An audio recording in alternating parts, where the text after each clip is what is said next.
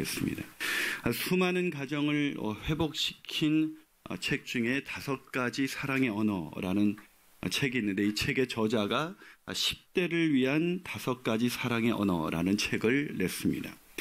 이 책의 저자는 이렇게 말을 합니다. 대부분의 10대들은 자기 정체성으로 갈등을 겪는다. 많은 아이들이 불안해하고 자존감이 낮고 자신을 비난하기도 한다. 인간의 발달 단계에서 인정하는 말을 더 많이 필요로 하는 시기가 있다면 바로 10대 청소년기다. 하지만 부모들이 자녀들에게 가장 좋은 것을 하게 하려는 욕심 때문에 종종 부정적인 말을 하는 시기도 바로 이때이다. 무슨 말입니까? 가장 인정하는 말이 필요로 할 때 부모는 아이들이 좋은 곳으로 잘 안내하기 위해서 부정적인 말을 더 많이 들려주는 때가 바로 10대라는 시절입니다. 여러분은 10대 시절의 부모로부터 주로 어떤 이야기를 들으며 자랐습니까? 참 대단하다. 네가 내 아들인 게 참 자랑스럽다. 너 하는 걸 볼 때마다 아빠가 얼마나 행복한지 모르겠다. 늘 이런 얘기 들으셨죠? 아닌가요? 여러분, 게리 체프먼은 아이들에게, 아니 세상을 살아가는 모든 사람들에게 반드시 필요한 것이 있다면 그것은 바로 사랑의 언어라고 말합니다. 사랑의 언어. 그 중에 첫 번째 사랑의 언어는 인정해주는 말이에요. 난 네가 참 좋다. 네가 하는 일이 참 마음에 흡족하다. 오늘 본문은 예수님께서 침례를 받으실 때 하나님께서 하늘에서 음성이 들려왔는데 그 첫 번째 말은 바로 사랑의 언어였습니다. 예수님께 하나님이 어떤 말씀을 처음 이 땅에 오신 인간의 육신을 입고 오신 예수님께 제일 먼저 어떤 이야기를 해줬을까요? 한번 11절을 읽어볼까요? 있습니다. 시작. 하늘로부터 소리가 나기를 너는 내 사랑하는 아들이라 내가 너를 기뻐하노라 하시니라. 여러분, 하나님이 예수님께 뭐라고 말씀하셔서 내가 너를 사랑한다. 내가 너를 기뻐한다라고 말씀하셨어요. 여러분, 예수님이 하나님과 삼위일체라 그러죠. 이렇게 아마 교회를 처음 나오신 분은 잘 모르겠지만 하나님은 각기 존재하시지만 온전한 연합을 이뤄서 하나로 계시는 분이다. 이런 그 진리가 우리 기독교의 교리가 있는데요. 예수님은 누구보다도 하나님의 마음을 다 아시는 분이죠. 근데 굳이 하나님이 너는 내 사랑하는 아들이고 내가 기뻐하는 자다라는 것을 예수님이 모르셨을까? 그걸 몰랐기 때문에 예수님이 지금 침례받을 때 하나님이 말씀을 해주시는 건가? 그게 아니라는 거예요. 하나님이 그렇게 표현하신 것은 사랑은 표현하는 것이기 때문입니다. 다시 말해서 표현되지 않는 사랑은 사랑이라고 할 수가 없죠. 여러분, 오늘 본문에서 근데 더 놀라운 게 있어요. 하나님이 예수님께 너는 내 사랑하는 아들이고 내가 기뻐하는 자다 이렇게 얘기하셨는데 하나님은 우리를 볼 때도 그렇게 생각하신다는 거예요. 별로 감동이 안 오시나 봐요. 여러분, 우리같이 보잘것없는 존재를 하나님이 보실 때도 너는 내 사랑하는 딸이고 내 사랑하는 아들이고 내가 참 너를 볼 때마다 기뻐한다라고 하나님이 말씀하십니다. 그런데 이 정체성에 내가 사랑받는 자녀다라는 이 정체성을 가지고 있으면 아이들이 못할 게 없습니다. 근데 우리는 아이들이 좋은 대학 가게 하기 위해서 아이들을 위한 말이라고 그러지만 이런 말을 잘 들려주질 않아. 너 그것 가지고 너 대학 갈 것 같아? 이런 얘기할 때 웃는 분들은 이게 회개의 웃음이에요. 회개의 눈물만 있는 게 아니에요.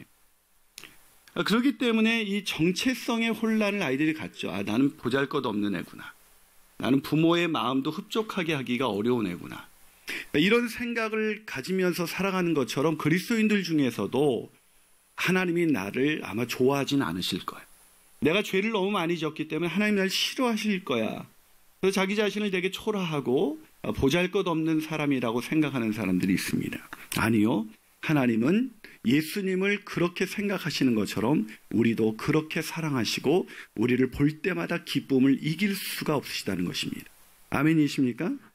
여러분, 그걸 확신하지 못한다면 우리가 어떻게 하나님이 나를 사랑하신다는 것을 사랑하는 하나님의 자녀라는 이 확신을 가지고 살 수가 있을까? 첫 번째는 하나님의 사랑의 음성을 들어야 합니다. 하나님의 사랑의 메시지. 제가 본문을 오늘 내 사랑하는 아들이요 내가 기뻐하는 자다라는 이 말을 묵상하다가 우리 아이들이 떠올랐습니다. 그래서 퇴근 후 아이들에게 이렇게 말했습니다. 너희들은 내 사랑하는 자녀요 딸들이요 내 기뻐하는 아이들이다. 그랬더니 애들이 갑자기 아빠 무슨 일 있으세요? 그러더라고요. 평상시에 해야 되는데. 톰 나이트는 앞서 소개한 책에서 아이들이 건강한 정체성을 갖지 못하는 그 이유를 이렇게 설명했습니다. 많은 아이들이 나는 내가 참 흡족하다라는 말은 고사하고 너는 내게 소중한 자녀다라고 말해주는 아버지 없이 자라는 세상이다. 그러니까 세상에 자식을 사랑하지 않는 부모가 아비가 어디 있겠어요.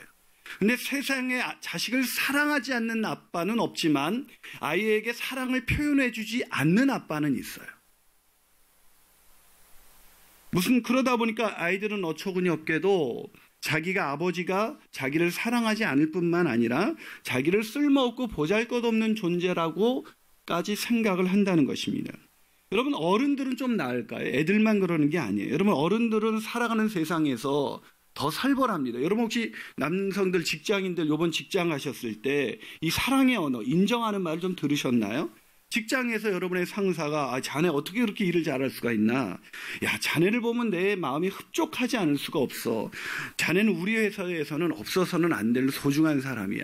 뭐 이런 얘기 들어보셨어요? 뭐 막 집어 던지면서 지금 때가 어느 때인데 이따위를 기한이라고 해왔냐 뭐 이런 얘기 듣는데 남자들이 집에 와도 마찬가지예요. 집에 왔더니 아내들이 여보 당신이 정말 최고예요. 당신이 있어서 우리가 얼마나 든든한지 몰라요. 이런 얘기 들어보셨어요? 이 남자들이 못 들었다면 여자들은 회개하시기 바랍니다. 아무도 아멘을 안 하시네요. 네. 여러분, 그게 크리스찬 가정이에요. 여러분, 혹시 여성들은 이번 가정에서 이런 이야기를 좀 남편에게 들으셨나요? 당신 정말 아름다워. 세상에서 당신보다 더 아름다운 여인은 없을 거야. 당신의 지혜는 정말 성경에 나오는 현숙한 여인 같아. 당신 없는 가정은 난 상상할 수가 없어. 당신 때문에 나는 늘 힘이 납니다.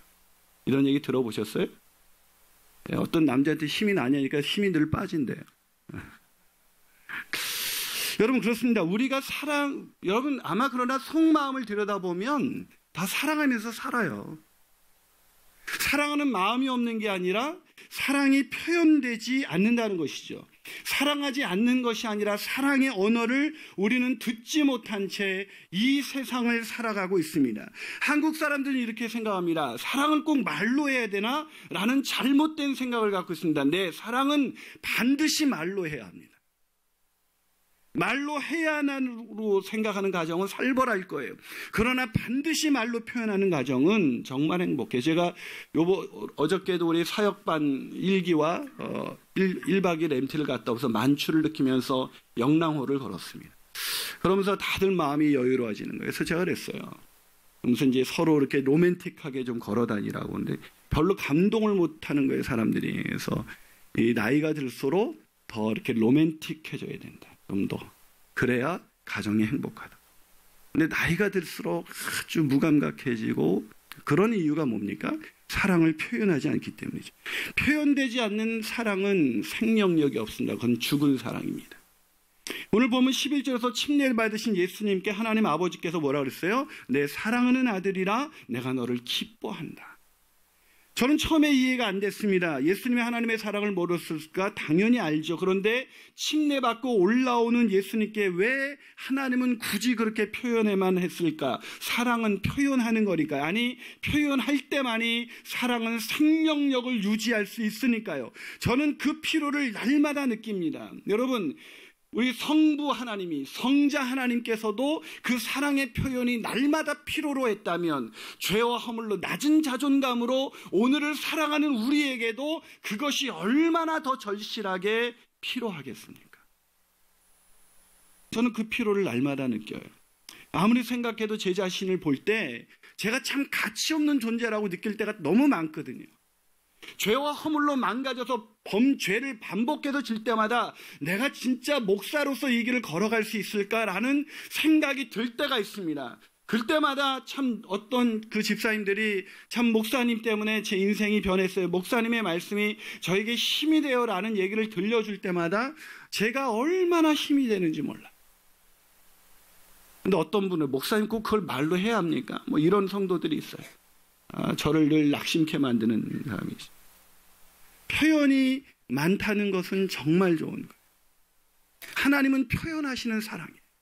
하나님의 사랑은 늘 인정하는 말, 그 아들 완전하신 성자 하나님이 인간의 몸을 입고 왔을 때 인간이기 때문에 인간의 몸을 입고 오신 그 하나님의 아들도 이 사랑의 언어, 인정하는 말, 그 하나님의 음성이 필요했다면 우리에게는 얼마나 더 절실히 필요했을까요? 제가 너무너무 제 자신이 정말 부끄럽고 망가져서 더 이상 하나님의 일을 할 수 없다고 생각할 때가 있었어요.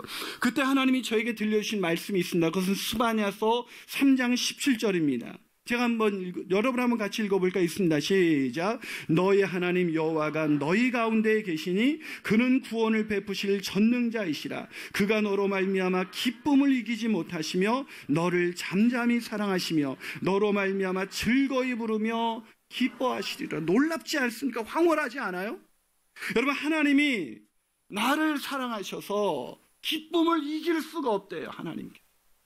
여러분, 누군가가 나 때문에, 저는 하나님은커녕요 사람이 나 때문에 기쁨을 이기지 못할 기쁨을 누리는 걸 거의 보지 못하고 살아갑니다. 지적을 하면 우리는 사람이 달라질 거라고 생각해요. 우리는 지적을 하고 자꾸 고칠 걸 얘기해줘야 그게 사랑이라고 생각합니다. 그러나 더 중요한 사랑은 그의 가치 존재를 인정하게, 그가 왜 이 땅에서 살아가야 되는지를 알게 하는 사랑의 음성을 들려주는 것입니다. 아멘이십니까? 여러분, 이 음성을 오늘도 여러분 혹시 한 주간 살면서 난 정말 초라하지 않아요. 여러분, 이 시대에 40대가 넘어간 남자들은 이제 어떻게 보면 내가 회사에서 30대 잘한다 들었다가 어쩌면 이제 50이 가까워지면서 이제 퇴직이 얼마 남지 않았다는 것은 어쩌면 자기 자신을 쓸모없는 사람으로 받는 것 같은 그런 절망을 느끼는 거예요. 그럴 때 제일 필요한 게 뭐예요? 집에 돌아갔을 때, 여보, 정말 당신이 있다는 것만으로도 우리 가정은 얼마나 힘이 되는지 몰라요. 이 한마디가 절실히 필요한 때가 아닐까요? 근데 집에서 걱정하는 게, 여보 지금 정신 차리고 바짝 일을 해야 돼. 지금 바짝 차리고 하고 있어요. 사랑하는 여러분, 잊지 마십시오. 하나님은 여러분을 지극히 사랑하시고 여러분을 향해서 기쁨을 이기지 못하시는 분이십니다. 한 발 더 나가서 우리가 어떻게 하나님이 사랑하는 자녀인 것을 확신할 수가 있을까요? 그것은 하나님의 음성을 깨닫게 하는 성령의 역사가 있어야 합니다. 하나님의 이 사랑을 깨닫게, 하나님의 사랑의 이 음성을 깨닫게 해주시는 성령의 역사가 있어야 돼요. 자, 오늘 본문 10절을 한번 읽어볼까요? 있습니다. 여러분 읽어주시겠습니까? 시작.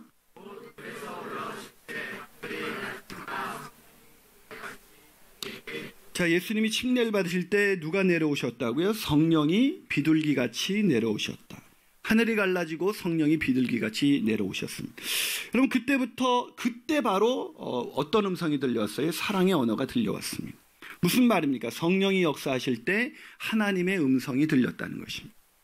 여러분, A.W. 토저는 이것이 성령님이다 해서 이렇게 말합니다. 신앙의 본질은 성령의 역사로만 깨달을 수가 있다. 이게 무슨 얘기냐면, 우리가 신앙의 본질, 하나님이 나를 얼마나 사랑하시고 나 같은 죄인을 위해서 십자가에서 죽으시고 부활하셨다는 이 놀라운 사실은 우리의 지혜로 깨달아지는 것이 아니라 성령이 역사할 때 깨달아진다는 것입니다. 그러니까 여러분, 교회를 아무리 오랫동안 다녀도 이게 안 깨달아지는 분이 있어요. 여러분, 아까 왜 침례 간증했던 우리 홍현미 집사님이 하나님이 하나님이 이처럼 세상을 사랑하사 해서 자기 이름을 내가 넣어보라 그랬거든요. 침례받는 분들에게. 근데 그때 침례받는 분들이 자기 이름을 넣다가 다 감격 속에 사로잡혀 버렸습니다. 근데 지나가는 사람, 아무 사람한테 한번 이거 자기 이름 넣어보세요, 해보세요. 그런다고 감동이 오는 게 아니에요. 누구나 다에게. 성령이 역사하실 때만이 그게 깨달아지는 것입니다.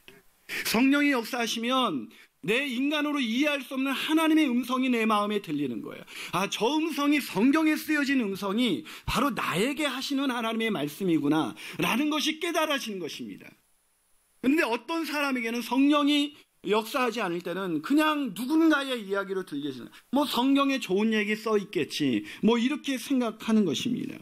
여러분, 침례식이 끝나고 한 자매가 저에게 이렇게 말하는 것입니다. 침례자 교육받을 때부터 이 복음에 대해서 제가 설명을 하는데 그때부터만 눈물이 막 폭포수와 같이 쏟아지는 거예요.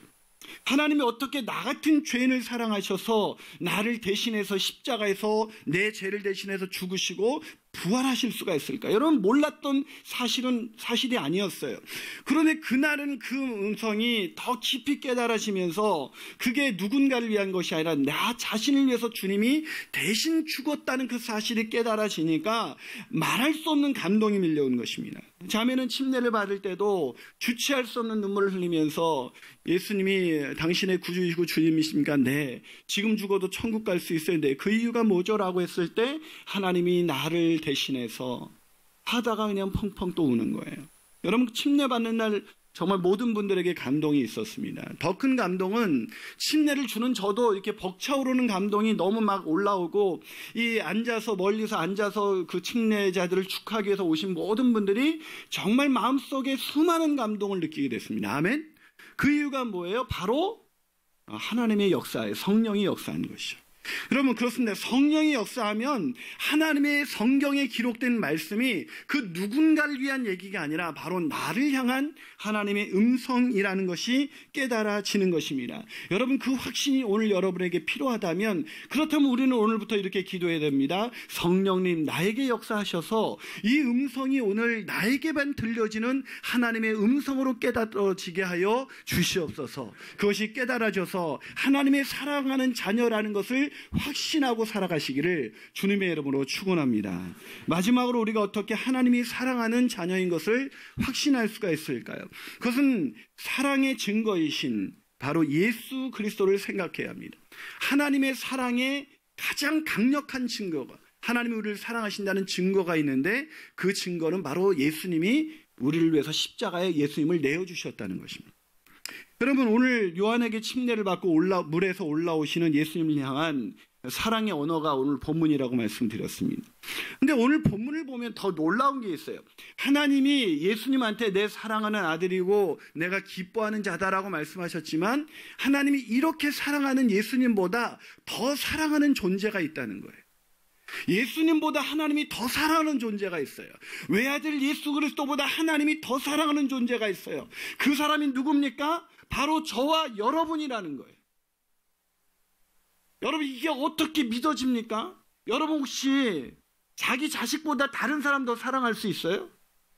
여러분 처음 그 여자들은 특히 느낄 거예요. 결혼 전에는 이렇게 뭐 언니나 뭐 형제가 누가 먼저 결혼을 해서 애를 낳으면 조카가 얼마나 이렇게 이뻐요? 근데 내 애를 딱 낳는 순간 걔는 아무런 관심이 없어져요. 안 그래요? 네. 본능적으로요. 인간은 자기 자식보다 다른 사람을 더 사랑할 수가 없습니다. 근데 하나님은 자기가 친히 낳으신 하나님의 아들 독생자 예수님보다 우리를 더 사랑하신다는 그 증거가 뭐예요? 우리를 구원하시기 위해서 우리를 사랑하셔서 그 아들을 대신 십자가에 내어주셨다는 겁니다.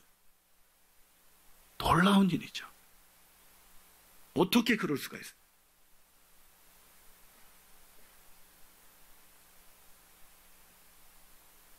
오늘 그게 본문 9절이 그걸 증거하고 있는 거예요. 본문 9절을 한번 읽어볼까요? 읽습니다. 시작. 그때 예수께서 갈릴리 나사렛부터 와서 요단강에서 요한에게 뭘 받았다고요? 침례를. 예수님 왜 침례 받았어요? 지난번에 말씀드렸잖아요. 예수님은 죄가 없기 때문에 요한이 베푼 침례는 회개의 침례입니다. 회개하는 마음을 준비시키기 위한 침례예요. 예수님은 죄가 없으신 분이에요. 근데 그분이 왜 회개의 침례를 받았습니까? 우리 죄를 대신 뒤집어 쓰시기 위해서 이 땅에 오셨다는 하나님의 사랑을 나타내기 위함입니다. 그래서 마가복음 10장 45절에서 예수님이 이 땅에 오신 목적을 이렇게 소개하잖아요. 한번 읽어볼까요? 있습니다. 시작. 자기 목숨을 많은 사람의 대속물로 자기 목숨을 예수 그리스도의 목숨을 우리를 대신해서 죽게 하시기 위해서 이 땅에 오셨다는 거예요. 여러분 그래서 침례를 받은 거예요. 그러니까 이 요한의 침례를 보고 하나님이 기뻐하셨어요. 어떻게 그럴 수가 있죠? 여러분 얼만큼 사랑하면 인간을 사랑했습니까? 여러분이 만약에 뭐 누군가가 죽을 병에 걸렸는데 애를 대신 그 장기를 떼어주면서 기쁨을 이기지 못할 수가 있어요? 얼마나 그 존재를 사랑하면 그 기쁨이 나올 수 있을까요? 내 어떻게 되지 않을까 걱정하는 게 그게 인지상정이잖아요. 그런데 어떻게? 하나님이 그만큼 우리를 사랑하셔요. 그런데도 사람들은 말해요. 하나님이 언제 우리를 사랑하셨냐고. 내가 원하는 대로 일이 되지 않으면, 내가 조금이라도 고난 가운데 있으면 왜 하나님 나에게 이런 고통을 주십니까? 나 왜 이렇게 어렵게 만드십니까? 하나님 날 사랑하는 거 맞아요? 라고 말합니다. 십자가에 아들을 내어주셨건만 인간은 하나님의 사랑을 의심하며 오늘을 살아갑니다. 그리고 자기를 초라하다고 생각해요. 하나님이 자신을 사랑하셔서 아들을 내어주기까지 사랑하셨는데 그 사랑을 잃어버린 채 내가 얼마나 소중한 존재인지를 모르고 내가 좀 더 돈을 많이 벌고 높은 지위에 올라가서 내가 다른 사람들에게 사랑받는 존재가 돼보려고 막 몸부림치면서 이 땅을 살아가고 있습니다. 얼마나 불쌍한지 모릅니다. 하나님의 이 사랑의 음성, 사랑의 확신인 예수 그리스도의 십자가, 이것이 가슴에 새겨지면 여러분, 누가 세상이 나를 보잘것없다고 해도 그 하나님의 음성 한마디에 오늘 내가 당당하게 살아갈 수 있는 것, 그게 바로 그리스도인이에요. 그게 예수 믿는 사람이 된다는 건 바로 그런 뜻입니다. 교회 열심히 나오고 술 담배 안 하고 뭐 이런 사람이 되는 게 아니에요. 다른 사람보다 좀 더 착하게 살고, 우리가 요번에도 우리가 개척 때부터 계속해서 절기연금을 남을 도와줬지만 그거 한다고 우리가 그리스도인이 되는 게 아니에요. 그리스도인이 되는 건 좀 보다 윤리적으로 살고 뭔가 종교적인 활동을 열심히 하는 게 아니라, 하나님이 나를 사랑하셔서 자기 아들을 내어주실 만큼 사랑하셔서 우리가 죄로부터 구원받아 자유한 인생이 됐다. 나는 하나님의 생명과 외아들과 맞바꿀 만큼 가치 있는 인생이다. 그 인생의 자존감을 가지고, 그 정체성을 가지고 오늘을 살아가기 때문에 내가 가난하든지 부하든지 병들든지 건강하든지 상관없이 오늘을 행복하게 살아갈 수 있는, 그래서 그 행복을 다른 사람에게 넉넉히 전해줄 수 있는 것, 그게 바로 그리스도인이에요. 대신 죽으신 그 사랑, 하나님의 사랑이 의심될 때마다 여러분, 그가 날 위해서 아들을 내어주기까지 사랑하신 주님의 십자가를 묵상하시길 주님으로 축원합니다.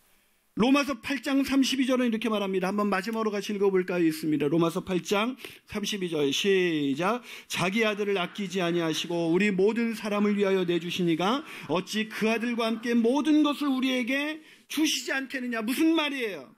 아들을 아끼지 않고 우리를 위하여 주신 분이 우리에게 모든 것을, 좋은 것을 주시지 않겠느냐. 기독교는 어떤 종교나 어떤 윤리가 아니에요. 뭐 교회 활동을 열심히 하고 뭐 남들보다 착하게 살고, 이게 기독교가 아닙니다. 기독교를 오해하지 마세요. 우리가 이번 주에 아무리 억만금을 아프리카에 있는 아이들을 위해서 돈을 낸다 하래도 그건 기독교가 아닙니다. 기독교는 죄와 허물로 죽은 우리를 살리시기 위해서 하나님이 우리를 사랑하셔서 어처구니없게도 그 아들을 십자가에 내어주신 하나님의 사랑, 그래서 기독교를 사랑의 종교라고 말하는 겁니다. 그 아버지의 사랑이, 성령이 역사하시는 순간, 여러분 혹시 이 영상을 보면서 설교가 진행되는 중에 마음에 감동이 오고 있다면 그건 성령께서 역사하시는 거예요. 성령이 우리 마음을 깨닫게 하시는 겁니다. 여러분 기억하십시오. 이 세상에서 우리가 모든 것을 잃어버리고 다 벌거벗은이가 돼서 아무리 초라한 인생으로 살아가도 우리는 초라하지 않습니다. 우리는 하나님의 사랑하는 하나님의 자녀인 것입니다. 하나님 아버지의 그 사랑이 우리 가운데 있습니다.